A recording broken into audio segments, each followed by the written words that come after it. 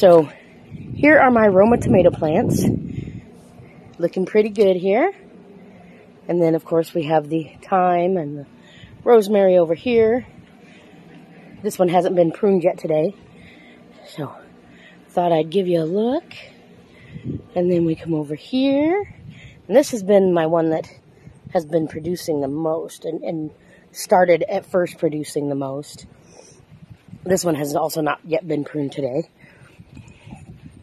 But this garden is looking pretty good. There's my onions. And then we have the bell pepper plants that are getting some really good peppers on there. I think we've got a few that are almost ready here. And then we have the grape tomato plant, which actually just had the first red tomatoes on it. And we went ahead and popped those in our mouths. That was delicious. It tastes like eating sunshine. There's the lavender and the raspberry. I call him Rubius, as you've probably heard in my other videos.